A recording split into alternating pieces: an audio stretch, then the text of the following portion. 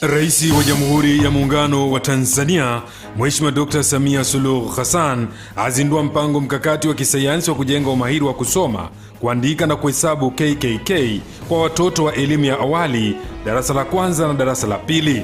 Mpaka wa Rafah unaounganisha Gaza na Misri unatarajiwa kufunguliwa tena, ikiwa ni baada ya miaka miwili kupita tangu ufungwe kutokana na vita vya Israel na Palestina.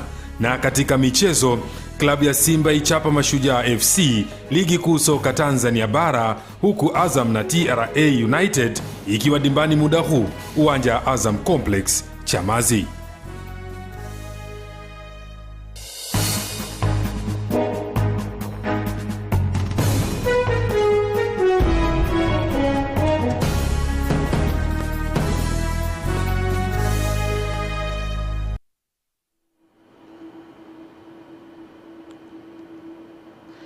Naam, moja kwa moja kutoka jijini Dar es Salaam. Hii ni Channel 10 kilicho bora kabisa.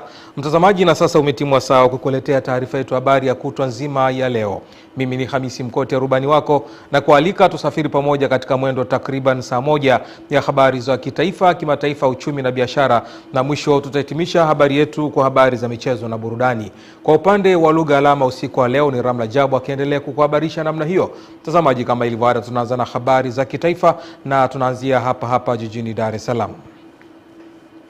Rais wa Jamhuri ya Muungano wa Tanzania Mheshimiwa Daktari Samia Suluhu Hassan amezindua mpango mkakati wa kisayansi wa kujenga umahiri wa kusoma, kuandika na kuhesabu, yani KKK, kwa watoto wa elimu ya awali, darasa la kwanza na la pili, utakaohakikisha kila mtoto anajengewa msingi imara ili afikapo darasa la 3 awe na umahiri unaotakiwa. Mwanahabari wetu Beatrice Eric Mwaijulu anaripoti zaidi. Akizungumza jijini Dar es Salaam wakati wa uzinduzi huo, Mheshimiwa Rais amesema mpango huu ni miongoni mwa ahadi alizotoa ndani ya siku 100 za kwanza madarakani wakati wa ufunguzi wa kampeni za uchaguzi mkuu Oktoba 29 mwaka jana. Dr. Samia amesema mambo yatakayosaidia kutekelezwa kwa ufanisi chini ya mpango huo kuwa ni pamoja na kuwapatia walimu nyenzo za kufundishia, mafunzo na mbinu za kisasa za ufundishaji, huku akiitaka Wizara ya Elimu kuimarisha kitengo cha ukaguzi. Mkakati huu usiishie kwenye makaratasi. Nataka uwe na matokeo yatakayopimika na yenye manufaa na tija kwa walengwa, yani watoto wetu, lakini taifa kwa ujumla. Aidha, ufuatiliaji wa matokeo ya utekelezaji wa mkakati huu uwe sehemu ya uwajibikaji katika ngazi zote, kuanzia mwalimu, mkuu wa shule, afisa elimu wa wilaya hadi mkoa. Kusiwe na ripoti za kuandikwa tu. Tunataka mabadiliko yaonekane kwa mtoto. Tunapotembelea sehemu, tukisimamisha mtoto wa darasa la 2 anayeandaliwa kwenda la 3, tuhakikishe amesoma, ameandika na ameweza kuhesabu. Mheshimiwa Dr. Samia amesema mpango huu unaenda sambamba na uwekezaji wa miundombinu ambayo imeenda sambamba na utekelezaji wa ahadi ya ajira 7,000 kwa walimu ndani ya siku 100, ambapo tayari walimu 6,044 wamekwisha ajiriwa na kupangiwa maeneo. Na mkakati huu unakusudia kuwajengea watoto wetu uwezo wa kukabiliana na masomo yao ngazi kwa ngazi katika safari yao ya kutafuta elimu, kuendana na mabadiliko yanayotokea duniani na kwa mustakabali wa ujenzi wa uchumi na maendeleo ya taifa letu. Ni maendeleo endelevu ya walimu, ya kuandaa, kuwashirikisha, na hasa katika kuandaa vifaa vya kufundishia na kujifunzia, ambazo umeziona Mheshimiwa Rais, na zinapatikana kila eneo hapa Tanzania, kwa sababu ni vizibo vya chupa za soda na kadhalika na kadhalika. 4 ni kufanya upimaji, na hii ni sehemu ya sayansi yake. Sayansi inatuambia ndani ya miaka 8 ilo zege alilosema mtendaji mkuu inabidi liwe limetengenezwa na kuwa na shepu tunayoitaka. Akizungumzia uendeshaji wa upimaji kupitia mpango wa KKK, katibu mtendaji wa Baraza la Mitihani Tanzania NECTA, Profesa Said Mohamed, amesema upimaji uliofanyika kwa darasa la 2 mwaka 2015 hadi 2023 ulionyesha wastani wa asilimia 67 hadi 87 watoto walikuwa na umahiri katika kumudu stadi za KKK, hususan katika kusoma na kuandika. Commitment katika ufundishaji huo unahitaji muda, unahitaji kujitoa, unahitaji kucheza kwa wanafunzi. Tafiti Mheshimiwa Rais zinaonyesha wanafunzi wanaelewa kwa kiwango cha 10% tu kama watajifunza kwa njia ya kusoma, read only. Kutoka Dar es Salaam, Beatrice Eriki, Channel 10. Asante Beatrice Eriki kwa taarifa hiyo. Mtazamaji, mwanahabari wetu Beatrice Eriki Mwaijulu kando ya mkutano huo alifanya mahojiano na wadau mbalimbali wa sekta ya elimu, na haya ndio maoni yao. Kwa hiyo sio tu kuongeza ufaulu, lakini pia sasa hivi tunaongea kwa habari ya elimu ya amali, ujuzi. Kwa hiyo mtoto anakuwa ni sehemu ya kujifunza kwa vitendo. Kwa hiyo ni sehemu muhimu ya utekelezaji wa sera ya elimu na mafunzo pamoja na mitaala iliyofanywa maboresho ambayo inakwenda kupunguza tatizo lililokuwepo kwa miaka mingi. Mkakati kama huu umefanywa, tunasema ni mkakati wa kisayansi. Kwa hiyo umekwenda kwa tafiti. Sio kwamba kuna mtu kakaa akaamua afanya ikifundisha namna hii.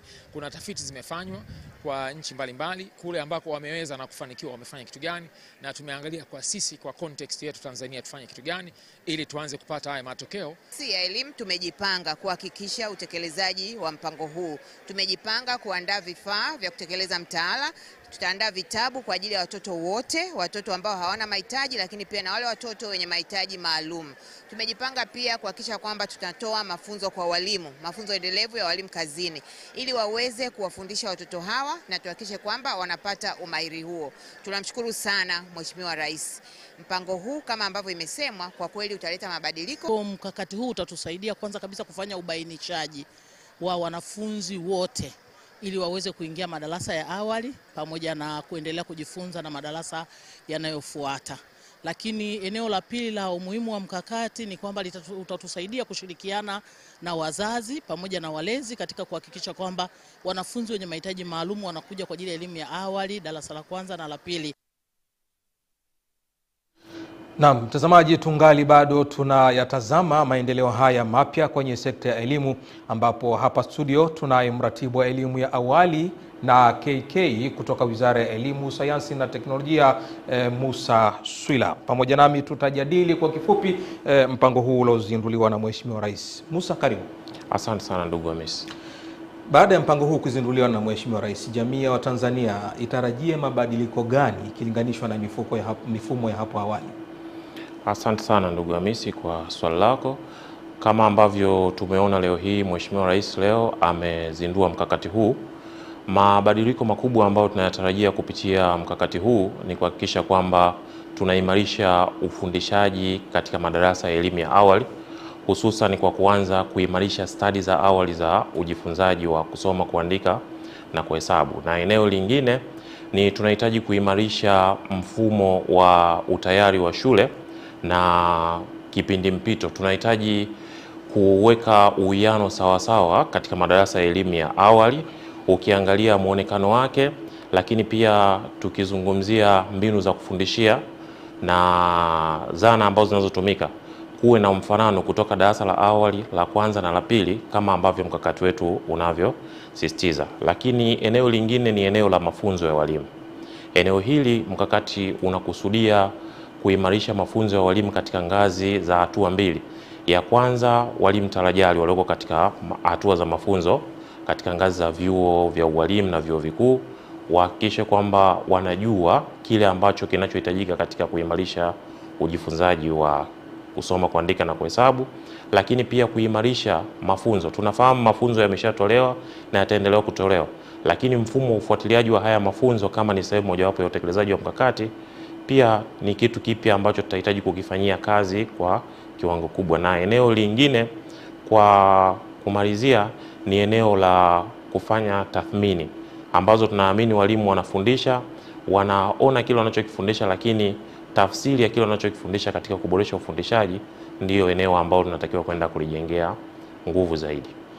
Kusoma, kuhesabu na kuandika ilikuwepo tangu zamani, na kwa kuanzishwa kwa mpango huu unafikiri kwamba inakwenda kusaidia vipi kwenda kuimarisha elimu yetu nchini Tanzania? Ama kwa swali jingine kwamba kwa nini mmeanzia chini kabisa?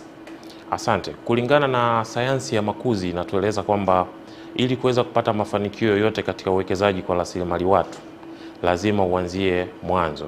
Na mwanzo tunaozungumzia hapa kwenye sekta ya elimu ni katika madarasa ya awali, la kwanza na la pili. Kwa hiyo tunaamini kabisa utekelezaji wa mkakati huu unatatua hoja za kisayansi kwa kuanzia na msingi ambao ni elimu ya awali, la kwanza na la pili. Na Musa, kwenye swala zima la sekta ya elimu kuna yale mambo matatu mnasema. Sidhani kama ni utatu mtakatifu au vipi, lakini kuna mwanafunzi, mzazi na mwalimu. Sasa ili kuhakikisha kwamba mpango huu unakamilika, jukumu la wazazi ni nini kwenye kufanikisha huu mpango?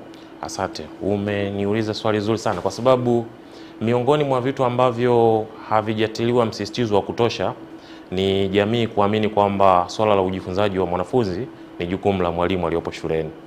Lakini ukweli ni kwamba tunahitaji kufanya kazi kwa karibu kati ya walimu, wazazi na mwanafunzi mwenyewe akiwa ni kitovu cha ujifunzaji. Kwa hiyo mwalimu anachokisisitiza shuleni na wazazi wanatakiwa wasisitize vile vile. Lakini wazazi wana jukumu la kuhakikisha kwamba mahitaji ya msingi ya mwanafunzi yanapatikana, lakini pia wazazi wana jukumu la kuhakikisha kwamba wanafuatilia yale yanayosisitizwa katika hatua ya shule na nyumbani iwe ni vile vile. Naam, Musa, mimi nikushukuru sana. Asante sana. Wakati mwingine tukikuhitaji tunatarajia kwamba utakuja kushiriki nasi. Bila shaka. Mtazamaji, huyo alikuwa Musa Swila, yeye ni mratibu wa elimu ya awali na KK kutoka Wizara ya Elimu na Sayansi. Tunaendelea na taarifa yetu ya habari na sasa tunaelekea katikati ya nchi kule jijini Dodoma. Waziri Mkuu wa Jamhuri ya Muungano wa Tanzania Mheshimiwa Daktari Mwigulu Nchemba amezitaka taasisi za kifedha zinazohusika na utoaji wa mikopo ya 10% kuondoa vigezo ambavyo vinakwamisha vijana, wanawake na makundi maalum kupata mikopo hiyo kwa urahisi. Mwanahabari wetu Leonard Mwacha anaripoti zaidi kutoka katikati ya nchi kule jijini Dodoma. Ni katika kipindi cha maswali kwa waziri mkuu bungeni ambapo Agnesta Lambert Kaiza, mbunge wa Segerea, alitaka kubadilishwa kwa mfumo wa utoaji wa mikopo ya 10% kwa kuondolewa kwa masharti magumu ikiwemo dhamana ya nyumba. Kwa maelekezo nilitoa waondoe hayo masharti yanayokwamisha walengwa hawa kuweza kupata manufaa ya fedha hizo ambazo Mheshimiwa Rais amekusudia ziweze kuwafikia. Tulikubaliana na mabenki walikuwepo pale kwamba hayo masharti ya hati ya nyumba, hayo masharti ya barua ya udhamini kwa wale ambao wanatambulika hayatakuwepo. Kwa yule ambaye hana kitambulisho cha taifa ndiye anayetakiwa utambuzi. Aidha, waziri mkuu amewatoa hofu wa Tanzania kuhusu uhaba wa chakula na mfumuko wa bei kuelekea mfungo wa mwezi mtukufu wa Ramadhani na Kwaresma, swali lililoulizwa na Nancy Hassani, mbunge wa viti maalum. Hatuna kisingizio cha kupandisha bei kwa sababu kwa sasa tuna akiba ya chakula ya kutosha. Kwa nitoe rai kwa wafanyabiashara wasitumie vipindi hivyo vya Kwaresma na mwezi mtukufu wa Ramadhani kutaka kujipatia faida iliyopitiliza viwango ambayo inaweza ikaumiza Watanzania. Wakichangia hotuba ya Mheshimiwa Rais, wabunge wanabainisha maendeleo yaliyofanywa na serikali ya awamu ya 6 kwa wananchi. Tulikuwa inapofika kila mwaka Januari tunaanza kuwachangisha wananchi shilingi 10,000 kwa ajili ya ujenzi wa madarasa. Lakini Mheshimiwa Rais Samia Suluhu Hassan alipoingia madarakani mwaka wa kwanza tu akatupelekea madarasa ya kutosha kwenye shule zetu za sekondari na hatukuwa na mchango tena kwenye mwaka huo wa kuchangisha wananchi. Katika hatua nyingine, baadhi ya wabunge wameendelea kuonyesha msimamo wa kuchukizwa na ubadhilifu wa fedha za umma na kutaka hatua zichukuliwe. Masuala ambayo wamejificha kwenye uchawa, kumbe ni madalali wa rasilimali za serikali, wanajificha kwenye uchawa, kumbe ni wahujumu uchumi, alafu tunawabaini. Tuache mambo ya kufunika kombe mwanaharamu apite. Kutoka bungeni jijini Dodoma, Leonard Mwacha, Channel 10. Naam, huyo ni Kangi Rugola, mbunge wa Mwibara, akihitimisha safu ya wazungumzaji kule bungeni jijini Dodoma. Turejee tena hapa jijini Dar es Salaam.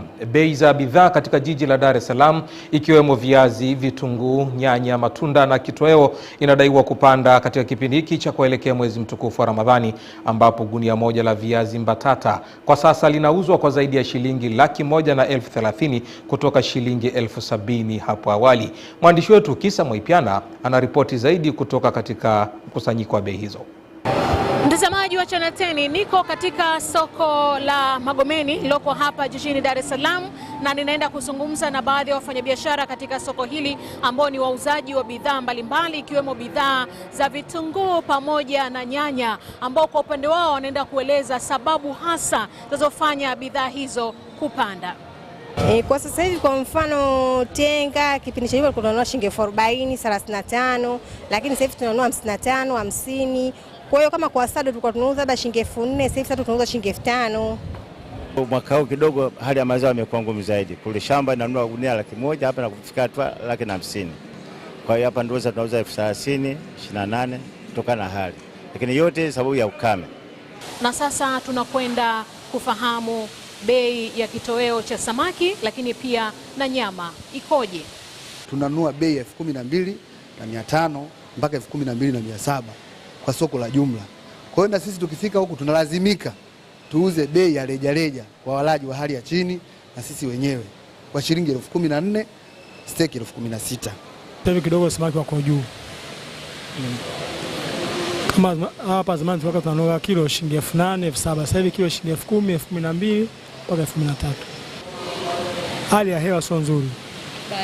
Baharini. Na vile biashara haitoki. Maji baada ya kuzungumza na baadhi ya wafanyabiashara katika soko hili la Magomeni, na hapa ninazungumza na uongozi wa soko. Maendeleo ya soko kwa sasa hivi kutokana na uboreshwaji uliofanywa na serikali, hakika maendeleo pia ni makubwa, yamepanda kimapato na kadhalika. Pia tulikuwa hatuna bidhaa za jumla.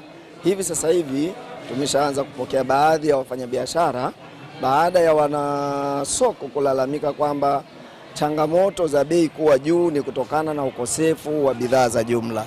Mtazamaji wa Channel 10, hiki ni kisado ambacho kimejaa viazi mbatata. Ujazo huu hapo awali ulikuwa unauzwa shilingi 5,000 ambapo kwa sasa inauzwa shilingi 8,000. Nikiripoti kutoka katika soko hili la Magomeni hapa jijini Dar es Salaam, mimi ni Kisa Mwaipiana wa Channel 10. Na mtazamaji, huyo ni mwandishi wetu Kisa Mwaipiana akipita katika masoko mbalimbali jijini Dar es Salaam. Tupalie hapa jijini Dar es Salaam.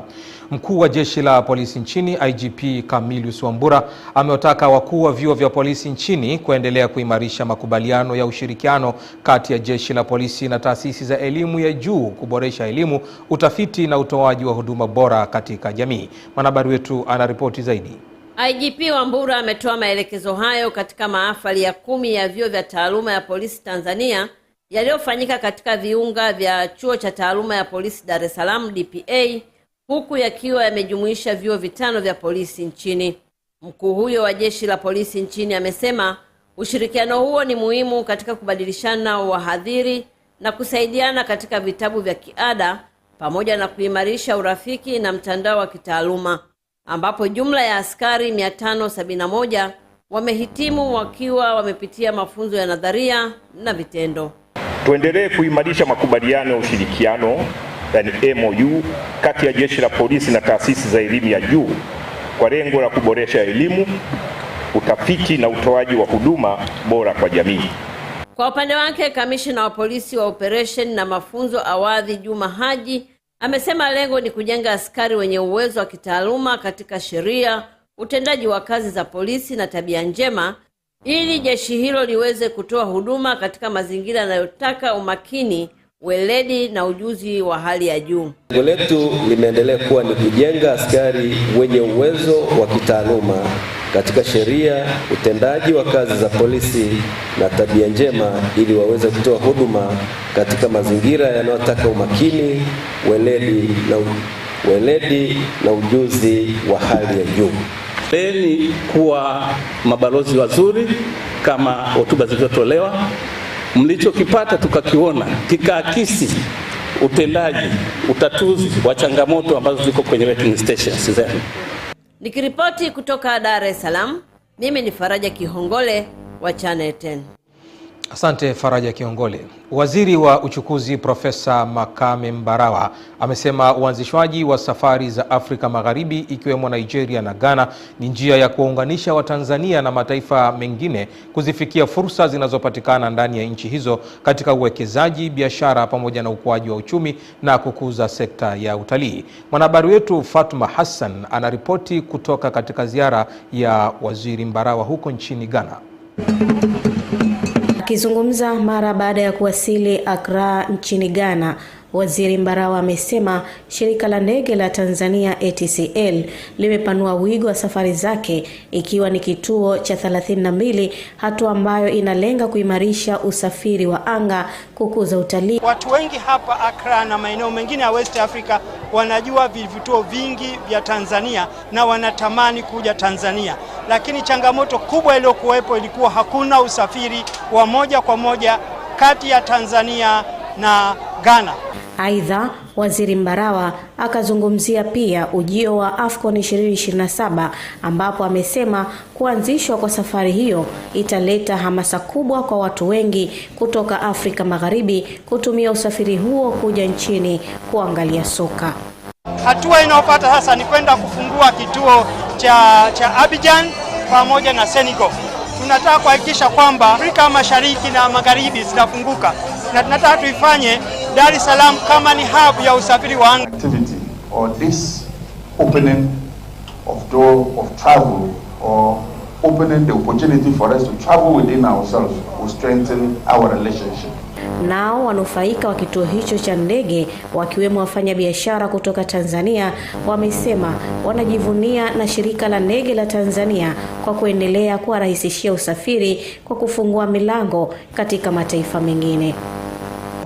So I'm so excited kwa sababu sijawahi kufika Ghana, na mimi kama mfanyabiashara na designer nategemea nitapata materials za aina tofauti Ghana. Tuko kamili.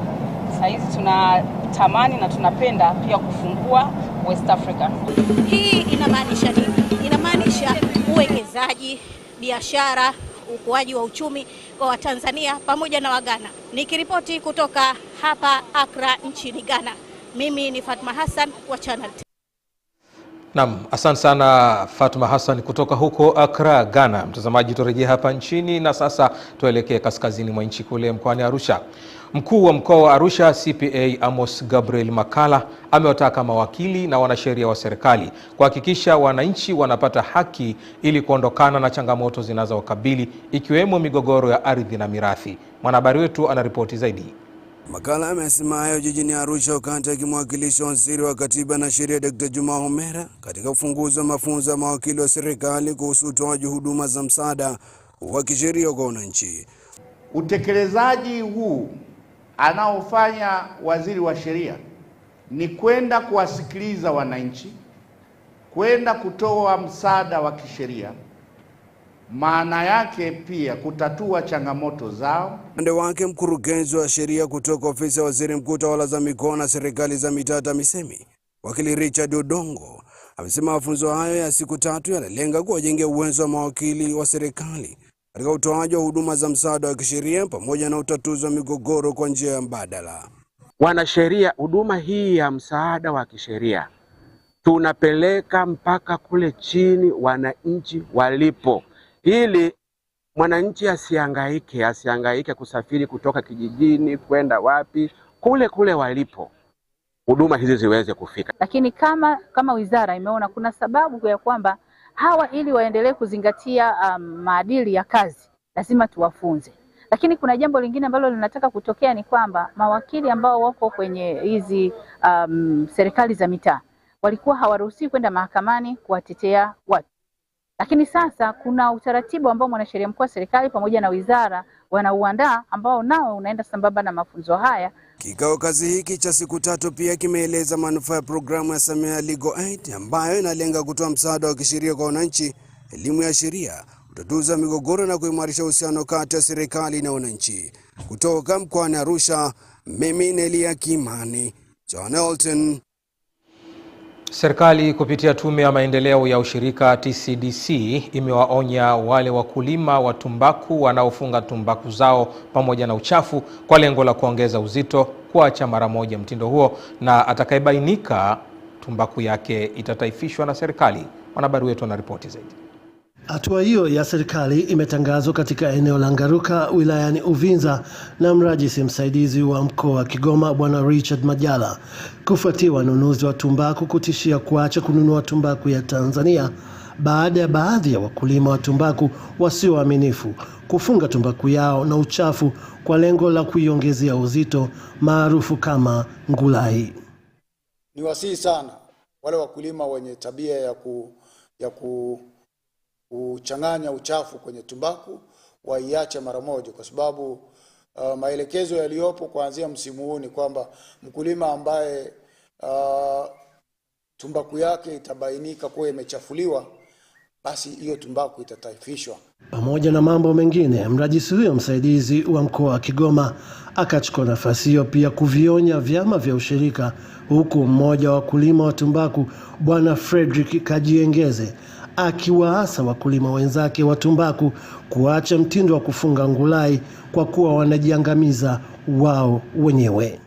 Ikukutikana tumbaku ni chafu, maana yake bodi nayo haikutimiza wajibu. Kwa hiyo maelekezo yaliyopo vile vile ni kukisitishia chama cha ushirika haki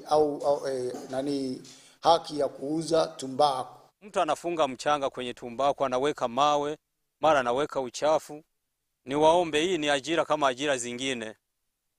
Tena tunaweza tukasema ni zaidi ya ajira, kwa sababu unapofanya hivi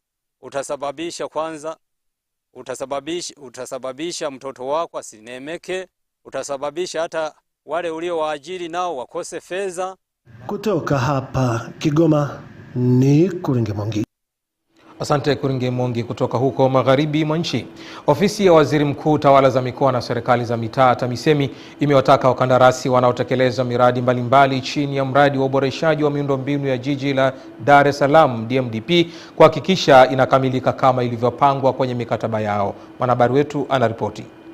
Maagizo hayo yametolewa na Naibu Katibu Mkuu TAMISEMI upande wa miundombinu Mhandisi Rogatu C. Mativila alipokagua maendeleo ya mradi hiyo katika wilaya ya Kigamboni na Temeke. Amesema kwa upande wa miradi ya barabara pekee zenye kilomita 250 zitagharimu bilioni 447, huku Kigamboni ikinufaika kwa kilomita zaidi ya 47 ambayo mtandao wake wa lami utakuwa ni kilomita 10 tu. Sisi tunamshukuru sana Mheshimiwa Dr. Samia Suluhu Hassan, Rais wa Jamhuri ya Muungano wa Tanzania, pamoja na serikali yake, ambao kwa kweli walitafuta hii hela kwa namna ambayo ilikuwa zipatikane hii fedha kurekebisha hii miundombinu. Na ni nchi nzima, ni sehemu nyingi sana ambazo ziliathirika, na mojawapo ni hii ambayo unaona kuna makaravati makubwa yanajengwa. Kwa kweli Mheshimiwa Rais alideclare kwamba hili ni tatizo kubwa na akabidi akatafuta fedha. Kama nakumbuka, kuna mvua kubwa zilinyesha mkoa wa Dar es Salaam na ikaribu miundombinu mingi, na sasa serikali ikatenga fedha kwa wilaya ya Kigamboni. Tumetengewa jumla ya shilingi bilioni 11 kwa ajili ya kurejesha miundombinu iliyoharibika na mvua. Akiwa wilaya ya Temeke, Mhandisi Mativia amesema ujenzi wa barabara hizo ni maandalizi ya mashindano ya AFCON 2027 ambazo zitatumika na wageni watakaoshiriki katika michezo hiyo, huku akieleza kuwa miradi hiyo inatarajiwa kukamilika Oktoba mwaka huu. Pia ni sehemu ya maandalizi ya AFCON ya 2027 kwa sababu kiwanja chetu kama mnavyojua kiko hapo, na hizi barabara zitatumika sana kutoa watu kutoka kiwanjani au kwenda kiwanjani na kwenda kuunganisha na barabara kubwa. Hii barabara zamani kabisa ilikuwa yani iko low road, ila kwa sasa hivi imejengwa, iko vizuri, yani hamkuna vumbi tena. Sasa hivi tutanufaika nayo kwa kulingana na mazingira. Kwa hii barabara inatengenezwa hapa, kweli tunashukuru, maana kuna mambo fulani yamepungua, kama madimbu ya maji yalikuwa yanatuama sana, madimbu ya maji. Esther Mtebe, Channel 10. Mtazamaji, tungali tukisafiri na wewe katika maeneo mbalimbali tukiangazia matukio mbalimbali, na kwa taarifa hiyo ya Esther Mtebe inatupatia fursa sasa ya kuvuka mipaka ya nchi huko nako tukaangalia japo kwa uchache, na tukianzia pale Gaza. Tunaelezwa ya kwamba mpaka wa Rafa unaunganisha Gaza na Misri unatarajiwa kufunguliwa tena, ikiwa ni baada ya miaka 2 kupita tangu ufungwe kutokana na vita vya Israeli na Palestina. Mwanahabari wetu anaripoti zaidi. Mwaka 2024 Israeli iliufunga mpaka huo kutoka upande wa Palestina baada ya kuchukua udhibiti kutoka kwa Hamas wakati wa vita dhidi ya Gaza.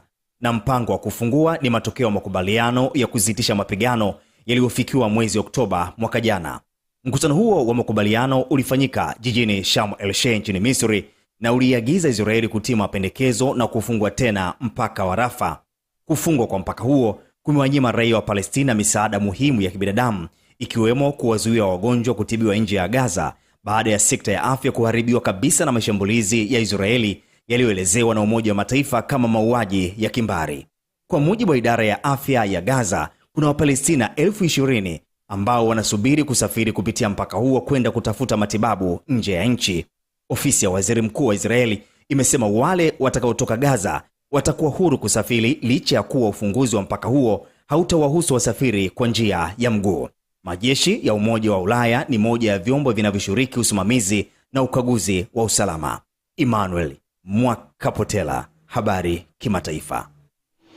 Naam, ni msimulizi wetu Emmanuel Mwakapotela katika habari za kimataifa. Mtazamaji, tupate mapumziko mafupi. Mimi ni Hamisi Mkotia na mkalimani wa lugha leo ni Ramla Jabu.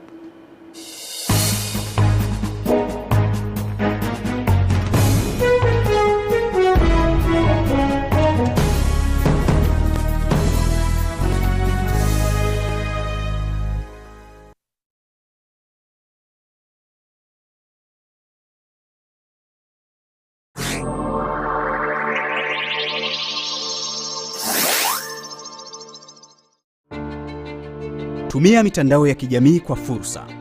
Ukipokea ujumbe wa uzushi au upotoshaji, usiusambaze. Futa, delete kabisa. Ukipokea ujumbe wenye chuki au udhalilishaji, usiusambaze. Futa, delete kabisa. Ukipokea picha mnato au jongefu zilizobadilishwa au kutengenezwa na akiliunde kwa lengo la upotoshaji, usisambaze. Futa, delete kabisa. Ukipokea maudhui yenye utata au uchochezi, usisambaze. Futa, delete kabisa. Tumia mawasiliano kujiletea maendeleo. Mawasiliano ni fursa. Ujumbe huu umeletwa kwenu na Mamlaka ya Mawasiliano Tanzania, TCRA. Wapenzi wote wa soka, hivi ndivyo tunavyofunga Januari kibabe ndani ya Star Times. Kuanzia Carabao Cup, La Liga, Copa del Rey, Bundesliga hadi Saudi Pro League, zote ni ndani ya Star Times. Ni Carabao Cup kitawaka. Usikose bonge la nusu finali ya pili Jumanne Februari 3 ni Arsenal dhidi ya Chelsea saa 5 kamili usiku, huku Jumatano Februari 4 Man City watakaribisha Newcastle saa 5 kamili usiku, bila kukosa robo finali ya Copa del Rey Jumanne Februari 3 Albacete dhidi ya Barcelona saa 5 kamili usiku. Alhamis Februari 5 Real Betis dhidi ya Atletico Madrid saa 5 kamili usiku. Usikose mechi hizi live kupitia TV3 kwa Kiswahili na channel za michezo za Star Times kwa Kiingereza. Jiunge na Star Times leo kwa bei ya punguzo. Upate dekoda antenna pekee kwa shilingi 25,000 tu, huku kilipia kifurushi cha mambo kwa shilingi 17,000 tu, au dekoda dish full set kwa shilingi 56,000 tu, huku kilipia kifurushi cha smart kwa shilingi 23,000 tu. Star Times, enjoy digital life.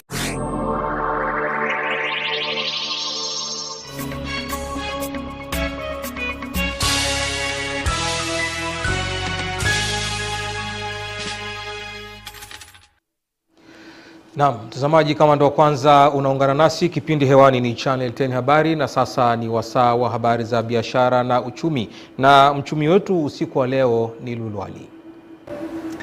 Naam, shukran sana. Na sasa tukaangazia katika upande wa habari za biashara na uchumi, ambapo tukianzia huko Tanga kufuatia vitendo vya utoroshaji wa madini vinavyofanywa na baadhi ya wachimbaji pamoja na wafanyabiashara wa madini ya dhahabu wilayani Kilindi mkoani Tanga na kusababisha upotevu wa mapato. Serikali wilayani humo imefungua kituo maalum cha uuzaji na ununuzi wa madini, huku ikiwaonya wachimbaji pamoja na wafanyabiashara kutokuendelea na vitendo hivyo. Kutoka Kilindi, Ernest Mbezi ana ripoti zaidi.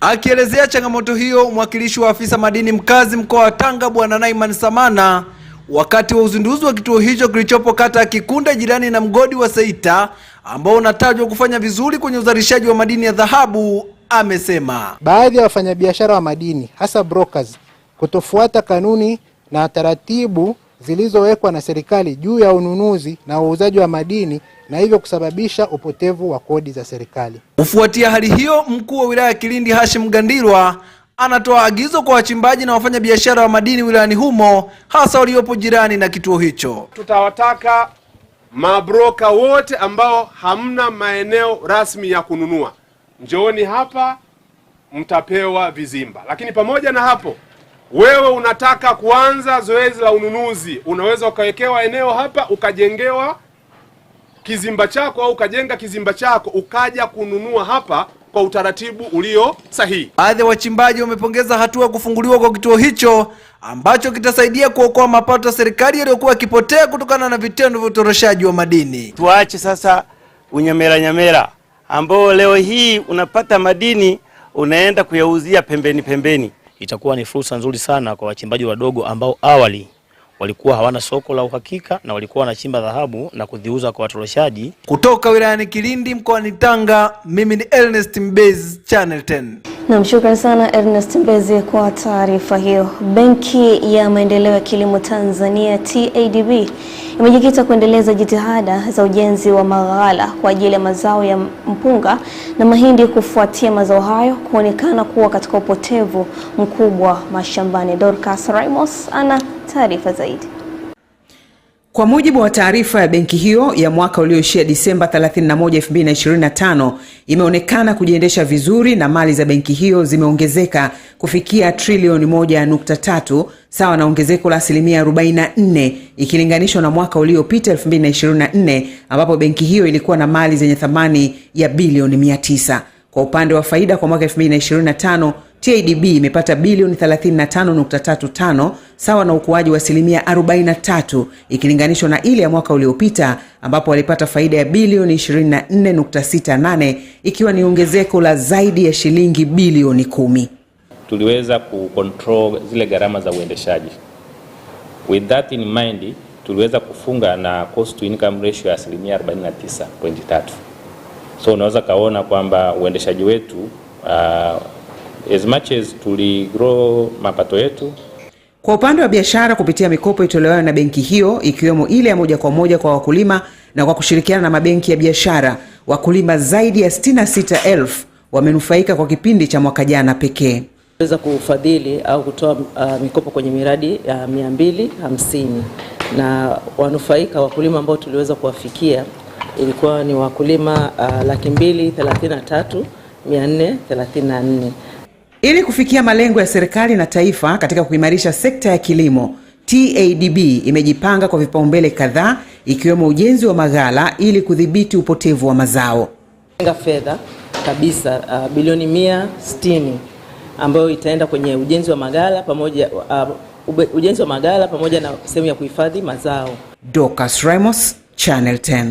Mkuu wa wilaya ya Lushoto Zephania Sumaye amewataka wafanyabiashara wa mazao ya misitu kujisajili kwenye mifumo ya serikali na kutumia jina moja ili waweze kumudu ulipaji mapato na kufikia lengo walilowekewa wakala wa huduma za misitu Tanzania TFS katika wilaya hiyo na kukusanya zaidi ya shilingi bilioni 5 kwa mwaka wa fedha 2026 hadi mwaka 2027. Taarifa zaidi na Raya Kipingo anatueleza.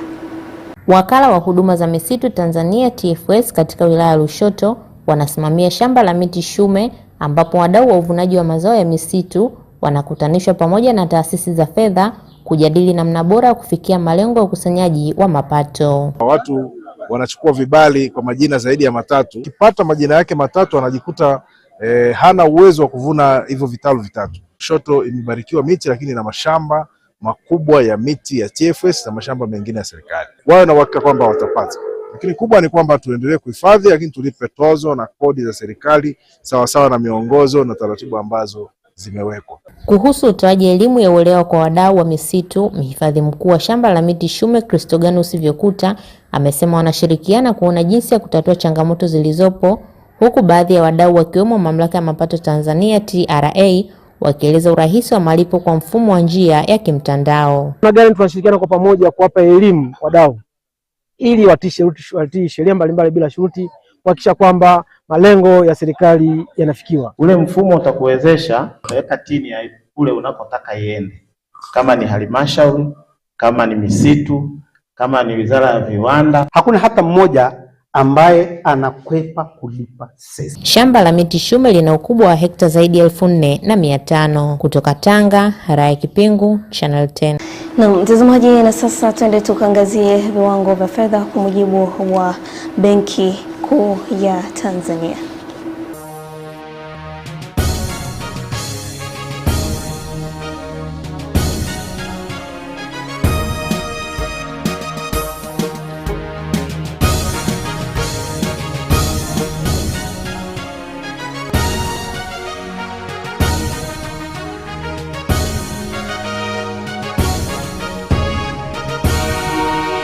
Mtazamaji, mpaka kufikia hapo sina la ziada katika upande wa habari za biashara na uchumi. Ulikuwa nami Lulu Ali. Endelea kutazama Channel 10 kwa habari zaidi. Asante Lulu Ali kwa habari za biashara na uchumi. Mtazamaji, tupate mapumziko mafupi. Tukirejea hapa, Eden Bahati itakuwa ni wasaa wake kudunda dunda viwanjani. Mimi ni Hamisi Mkotia.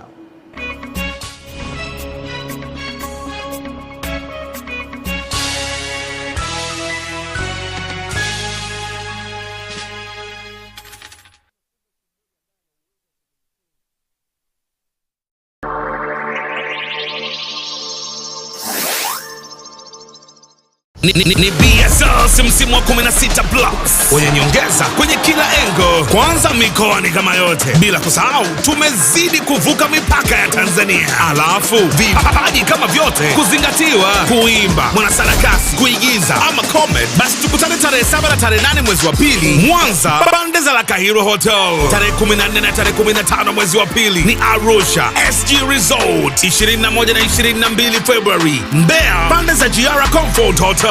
Februari 28 na Machi 1 ni Dodoma, pande za Royal Village.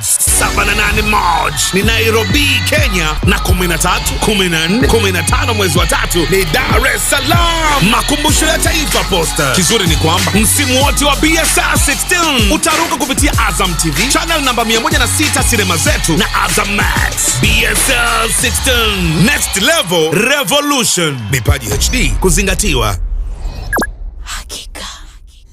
Kwetu mambo yako lele.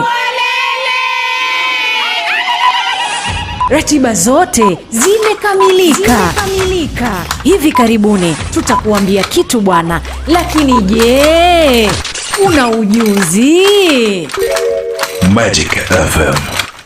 Burudani zote ni ndani ya Star Times pekee kupitia ST Swahili Channel. Tamthilia pendwa Far Away inazidi kunoga. Usikose kila Jumatatu hadi Ijumaa saa 3:30 usiku na weekend saa 3 kamili usiku kwenye Gangsta of Manila. Baada ya Tangle kutorosha rafiki zake gerezani, je, nini kitatokea? Ni Jumatatu hadi Ijumaa saa 4:15 usiku na weekend saa 3:45 usiku kupitia Novela E+. Usikose hitimisho la tamthilia ya kibabe ya Incognito. Humo ni mkono tu unatembea mpaka watu wanaomba po.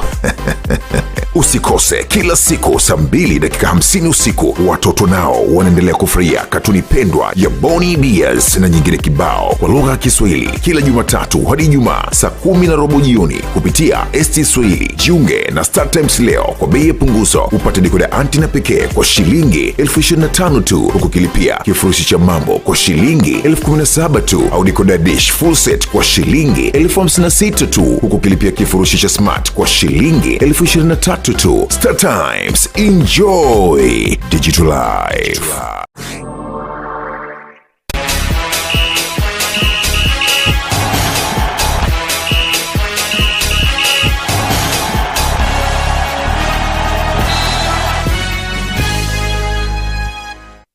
Naam, asante kwa kuendelea kutuchagua. Hii ni Channel 10 habari, na sasa ni wasaa habari za michezo na burudani. Eden Bahati, goalkeeper wa kisasa wa mpira, niko hapa kukujuza mengi ambayo yamejiri viwanjani, nikianzia hapa nyumbani Tanzania. Ligi kuu soka Tanzania bara imeendelea kutimwa vumbi leo hii kwa michezo miwili kuchezwa katika viwanja vya Meja Jenerali Samuyo na Azam Complex Chamanzi, tukishuhudia vilabu vya Simba na Mashujaa sambamba na Azam FC na TRA United zikishuka dimbani kusaka alama 3 muhimu. Mchezo wa mapema hii leo umepigwa katika majira saa 10 katika dimba la Meja Jenerali Samuyo, ukiwakutanisha wenyeji Simba dhidi ya Mashujaa kutoka mkoani Kigoma, na Simba kuibuka na ushindi wa magoli 2-0. Katika mchezo huo magoli ya Simba yamefungwa na kiungo mshambuliaji mpya raia wa Senegal Libasi Gueye dakika 27 kwa shuti kali, huku goli la pili likiweka kimiani na mshambuliaji Selemani Mwalimu dakika ya 76 ya mchezo. Kufuatia matokeo hayo, Simba inafikisha alama 16 ikiwa nafasi ya 4 baada ya kucheza michezo 7. Mchezo mwingine unachezwa muda huu katika uwanja wa Azam Complex Chamanzi kati ya wenyeji Azam FC wakikipiga dhidi ya TRA United, na mpaka hivi sasa Azam FC wanaongoza bao 1-0 dhidi ya TRA United, goli ikiweka kimiani na Jean Jacques Gita dakika 27 ya mchezo huo. Chama cha mpira wa miguu mkoa wa Dar es Salaam kupitia kwa katibu mkuu wake umepongeza maandalizi kuelekea mashindano ya AFCON, hususan katika uwekezaji wa miundombinu ya viwanja vitakavyotumika katika mashindano hayo ambayo yanatarajiwa kufanyika nchini, kwa kushuhudia nchi za Tanzania, Kenya na Uganda zikiandaa michuano hiyo. Tupate undani wa taarifa hiyo. Pongezi hizo zimetolewa na katibu mkuu wa chama cha mpira wa miguu mkoa wa Dar es Salaam Saidi Kipokuswa wakati akifanya mahojiano maalum na Channel 10 Michezo, ambapo kwanza amesifu uwekezaji mkubwa wa serikali katika kujenga viwanja vipya na maboresho ya viwanja vya mechi na mazoezi. Mashindano haya ya AFCON ambayo yanatarajiwa kufanyika mwakani, kwanza kabisa tupende kuipongeza serikali ya Tanzania ambayo iko chini ya rais wetu, mama yetu mpendwa Daktari Samia Suluhu Hassan, kwa initiative zote anazozifanya katika nyanja hii ya michezo, katika sekta ya michezo. Tunaona viwanja vinajengwa vingi, na viwanja hivi vyote vinajengwa chini ya serikali yake. Tunaona Benjamin Mkapa inafanyiwa marekebisho, tunaona Samia kule uwanja wa Arusha ule upo katika hatua nzuri, tunaona Dodoma. Kwa hiyo kama serikali wana play part kubwa sana katika kutengeneza miundombinu ya viwanja. Lakini kama tunavyofahamu, AFCON ni shindano, lakini kwa nchi kama nchi ni fursa kubwa sana ambayo tunaipata. Tunajua tutapokea wageni wengi sana, vijana wetu watapata ni source of employment, watu watapata ajira za muda, watapata pesa, hoteli zitapata wateja, watu tofauti tofauti. Zungumzia hizo adhabu ambazo zimetolewa na kafu, mimi la kusema ni moja tu, kwamba mpira una taratibu zake. Kwa hiyo mashabiki wanatakiwa wajue taratibu zao ni zipi, viongozi, technical bench, wachezaji, yani kwamba kila mtu ajue duty zake, anatakiwa afanye nini, kila mtu ajue wajibu na haki. Toka jijini Dar es Salaam, Kenny Malila, Channel 10 Michezo. Asante Kenny Malila kwa taarifa hiyo, na tusalie kwenye AFCON. Wakati mamilioni ya Watanzania wakisubiri kwa hamu michuano ya AFCON 2027 inayotarajiwa kufanyika mwaka 2027 kwa ushirikiano wa nchi za Tanzania, Kenya na Uganda kupitia Pamoja Bid, kampuni za kitanzania zimeshukuru serikali kwa kuwapa kipaumbele katika nyanja ya teknolojia michezoni, kuanzia mashindano ya CHAN 2025 ambayo ilifanyika kama majaribio kuelekea AFCON ya 2027. Tupate undani wa taarifa hiyo kutoka kwa mwanahabari wetu.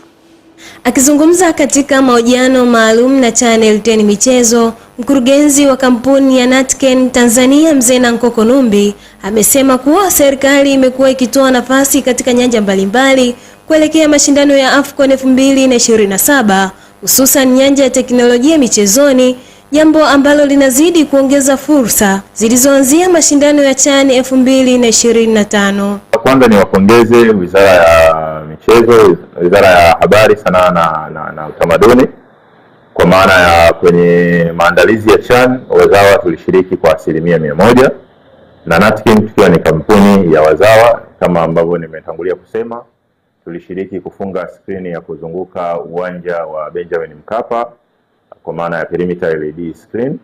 Lakini pia kutokana na hilo imekuwa ni jambo rahisi pia kusimamia uendeshaji wa screen zile, kwa sababu wazawa tuko hapa Tanzania kama Natken tuko hapa Temeke, kwa hiyo hata namna ya kutufikia kama kuna changamoto yoyote inakuwa ni rahisi.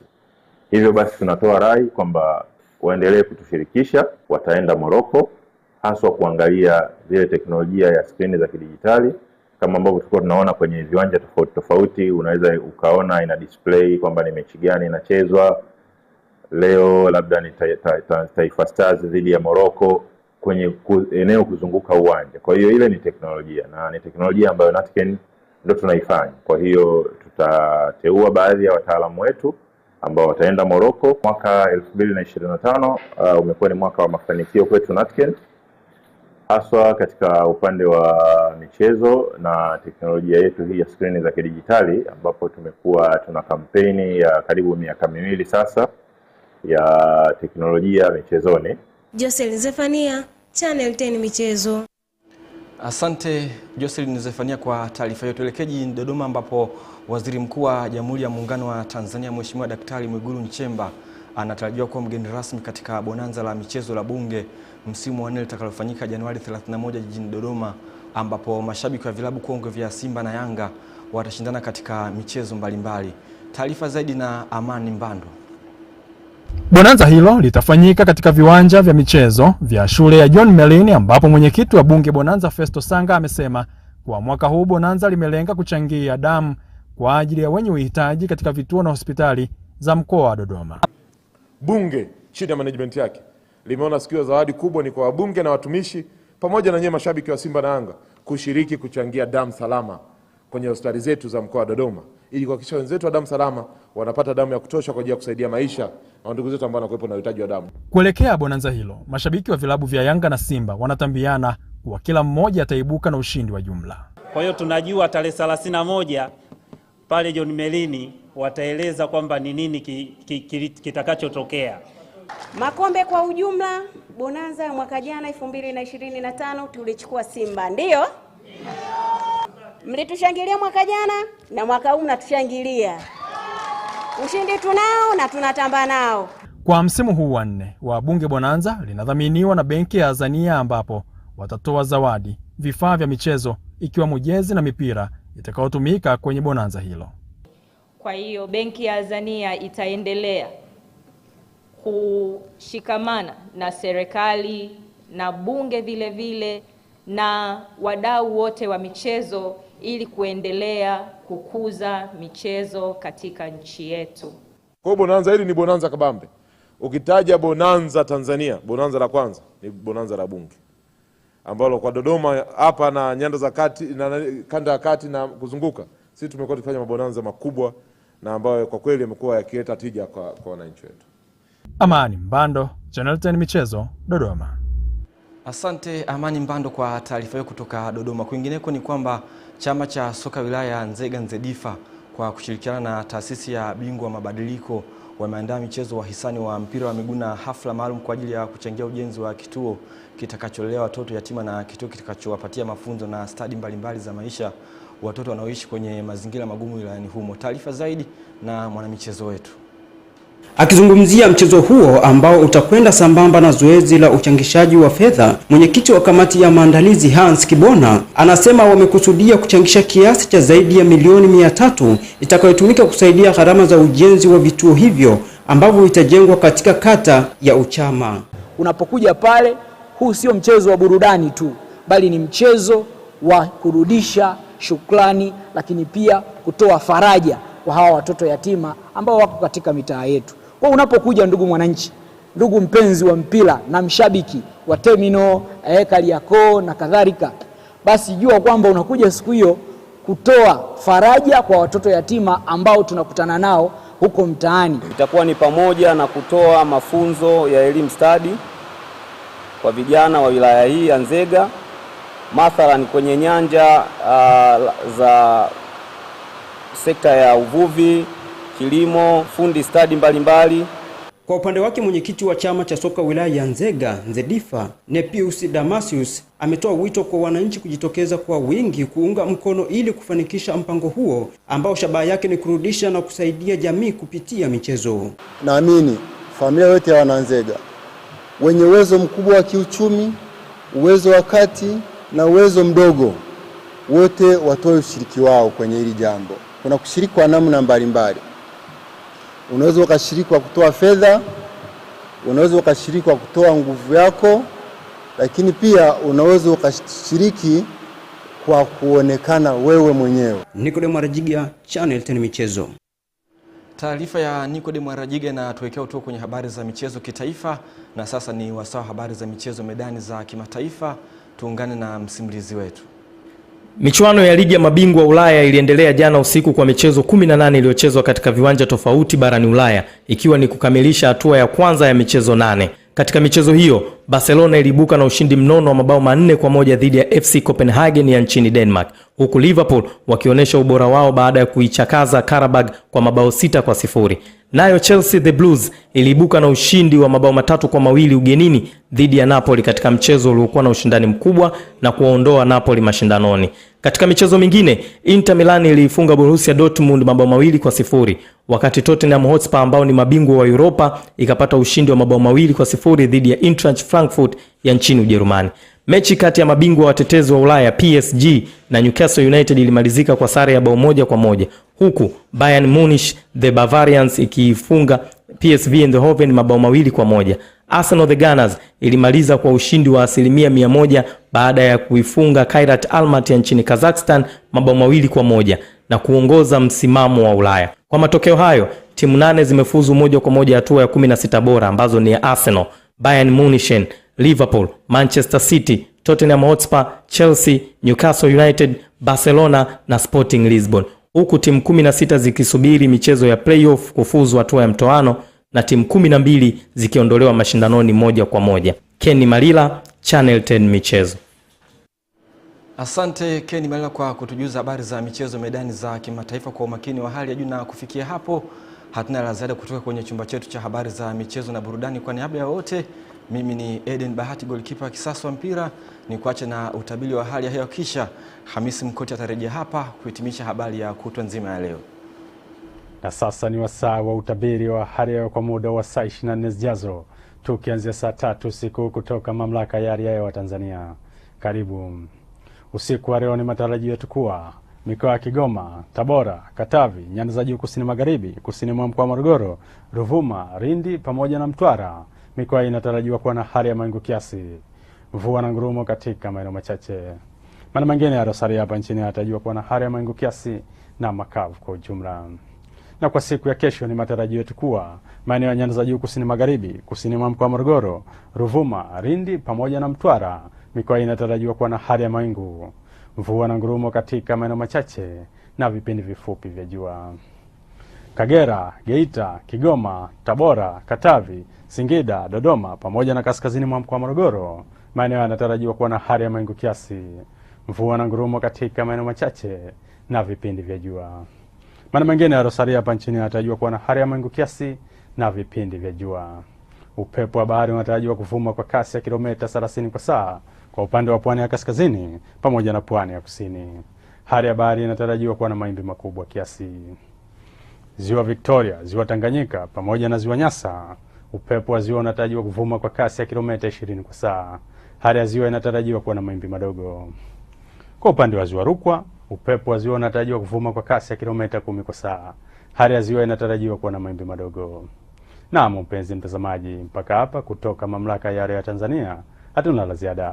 Asante na nikutakie usiku mwema. Mtazamaji, na huo ndo mwisho wa taarifa yetu ya habari ya kutwa nzima ya leo. Ni mshukuru Lulu Ali ambaye awali alikuletea habari za biashara na uchumi, na hivi punde Eden Bahati amekuletea habari za michezo na burudani. Mimi ni Hamisi Mkotia kwa niaba ya Ramla Jabu. Asante na nakuacha na muhtasari wa habari ya kutwa nzima ya leo. Rais wa Jamhuri ya Muungano wa Tanzania Mheshimiwa Dr. Samia Suluhu Hassan azindua mpango mkakati wa kisayansi wa kujenga umahiri wa kusoma, kuandika na kuhesabu KKK kwa watoto wa elimu ya awali, darasa la kwanza na darasa la pili. Mpaka wa Rafa unaounganisha Gaza na Misri unatarajiwa kufunguliwa tena, ikiwa ni baada ya miaka 2 kupita tangu ufungwe kutokana na vita vya Israel na Palestina. Na katika michezo, klabu ya Simba ichapa Mashujaa FC ligi kuu soka Tanzania bara, huku Azam na TRA United ikiwa dimbani muda huu uwanja wa Azam Complex Chamazi.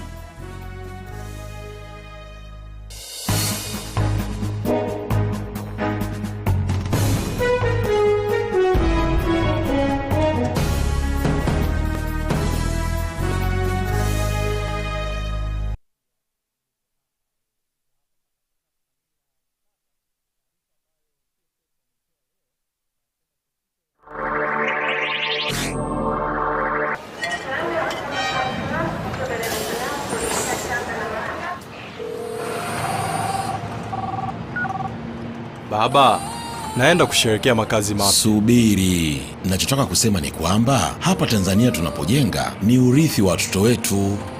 Mfanyakazi na akiba zake, dereva wa roli na maroli yake, mkulima na shamba lake.